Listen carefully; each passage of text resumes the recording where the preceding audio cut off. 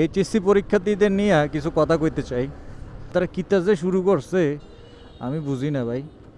মনে হয় যে হেতারাই একমাত্র প্রাণী যে যারা কিনা বৃষ্টিতে ভিজে এই প্রথম পরীক্ষা দিছে, আর কেউ জীবনে বৃষ্টিতে ভিজে পানি ফারায় পরীক্ষা দিছে না ভাই। বিগত বছরে তো আরও বৃষ্টি হয়েছে, আরও বন্যা হয়েছে, মানুষ তো পরীক্ষা দিচ্ছে। এমনও এলাকার অনেক স্টুডেন্ট আছে যেখানে রাস্তাঘাট নাই, তারা পানি পার হইয়া নৌকা দিয়া সাঁতরায় হইলে গিয়া প্রতিদিন ক্লাস করছে।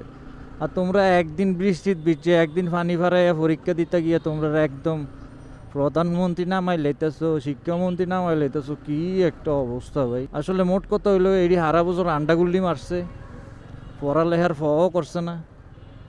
এই কোনোরকম একটা সুযোগ পাইছে, পরীক্ষা বানচাল চাই, শিক্ষামন্ত্রী পদক চাই, এই চাই সেই চাই।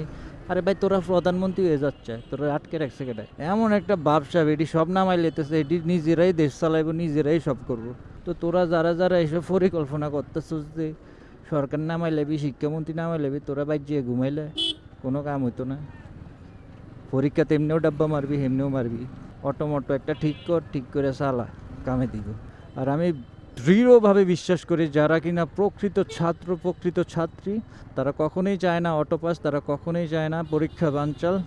তারা বৃষ্টিত ভিজে ফ্রেম করতে পারে, বৃষ্টিত ভিজে পরীক্ষা দিতে পারে না, বৃষ্টিত ভিজে আন্দোলন করতে পারে, বৃষ্টিত ভিজে পরীক্ষা দিতে পারে না। তো যারা এসব আন্দোলন করতেছে, পরীক্ষা বানচাল চাইতেছে,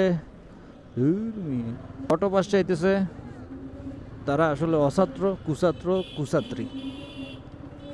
আর আমি বিশ্বাস করি আমার এই ভিডিওটা দেখা প্রকৃত ছাত্রছাত্রী যারা আছে তাদের গায়ে লাগবে না, যারা অছাত্র কুছাত্র আছে তাদের গায়েই লাগবে।